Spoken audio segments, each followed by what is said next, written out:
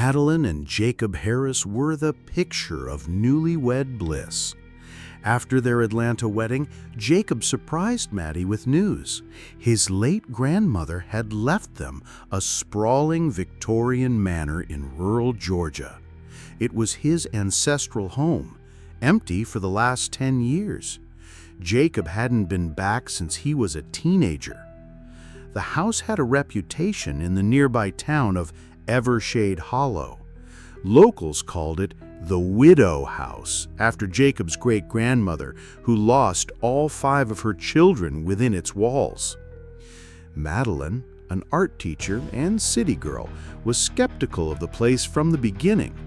But with Jacob excited to reconnect with his roots and plans to start a family soon, she agreed. The first night they arrived, the air was heavy and still. Dust clung to everything. Old portraits lined the walls, and the master bedroom smelled faintly of lavender and decay. That night, Maddie had her first nosebleed in years. When she woke, the mirror in the hallway had cracked down the center. Later that morning, she noticed something else. A small door behind the wardrobe in the nursery, nailed shut. Jacob claimed he'd never noticed it as a child. That night, scratching came from behind the walls. When Maddie pressed her ear to the nursery floor, she could hear something breathing below. Maddie discovered she was pregnant within 2 weeks. Jacob was overjoyed, but Maddie couldn't shake her unease. The house seemed to shift. Doors that were closed would be open. Family photos she'd never seen appeared in drawers.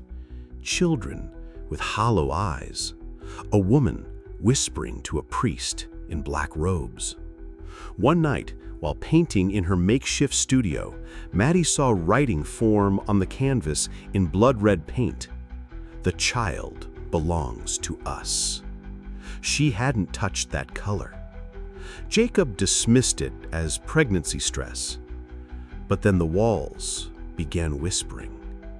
Each night, Maddie awoke to the soft murmur of voices near the nursery door. She followed the sounds once and saw something impossible. A child standing in the moonlight, etching symbols onto the wall with her fingernails. The child turned, and her face was Maddie's. That morning, Maddie found claw marks on the inside of the nursery window, despite it never being opened. She tried to record the whispers with her phone, but the audio only picked up a low droning sound, punctuated by what sounded like a distant scream. Jacob started forgetting things, entire days, conversations, even where he was. His eyes sometimes dilated in the dark. Jacob began acting distant, withdrawn. He started sleepwalking, waking up with bloody hands and no memory of the night before. One morning, Maddie found him in the basement, muttering in Latin while staring at a wall covered in child-sized handprints. That same day, the local doctor confirmed the baby was growing at twice the normal rate. Madeline investigated the house's past. She visited the Evershade Historical Society and found something chilling. Jacob's bloodline was tied to a 19th century cult called the Circle of Dread. They believed in reincarnating their spiritual leader through blood sacrifices and possession. Each generation used a child as a vessel. Old newspapers showed every male heir in the Harris line had died under mysterious circumstances, often before the age of 40, and the mothers institutionalized. Maddie returned home and poured salt around the nursery. That night, every mirror in the house shattered at once. And on the nursery wall, a new symbol burned through the paint. The mark of the Circle of Dread. The baby kicked that night with inhuman force, bruising Maddie from within. She saw Jacob speaking to someone in the shadows of the hallway. When she asked who it was, he answered, "My father." His father had died 20 years ago. Maddie tried to flee. She packed bags, booked a hotel, and went to find Jacob. But he was waiting for her in the parlor, surrounded by candles, bones, and old family relics. He smiled, but it wasn't Jacob's smile. "It has begun. The bloodline will endure." He locked her in the nursery. That night, the spirits came. The house groaned, and under the moonlight, figures of Jacob's ancestors appeared in the mirrors. They chanted, and Maddie felt her body seize. Her unborn child kicked so hard she screamed. Downstairs, Jacob performed a ritual. Blood drawn from his own chest, offered into a bowl etched with runes.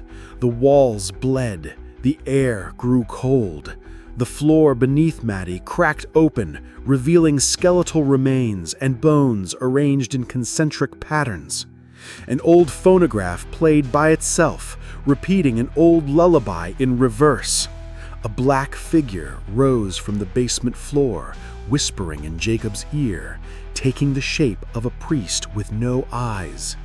Maddie crawled toward the nail-sealed door behind the wardrobe. She tore it open and fell through into a hidden chamber. Inside, a crib, an altar, and a mural showing a fetus surrounded by flames. The mural's eyes moved. She screamed as Jacob broke into the room, carrying the ceremonial dagger. She woke in the hospital. A nurse told her the baby was fine. Jacob had vanished. The manor had burned to the ground overnight. Locals said lightning struck it, but Maddie knew better. She had seen Jacob's shadow standing in the flames, not screaming, just watching. 2 months later, her baby was born, a boy, perfect. Until he turned 3 weeks old. One night, Maddie heard whispers from the crib. She walked in and found the baby floating in midair, eyes rolled back, symbols glowing under his skin. He turned his head and in Jacob's voice said, "The bloodline endures." And then he smiled. The walls began to bleed. The mobile above the crib spun wildly, playing the reverse lullaby. Maddie collapsed, clutching her son as he laughed in a voice not his own. From outside the house, a figure watched from the trees. The cult had returned.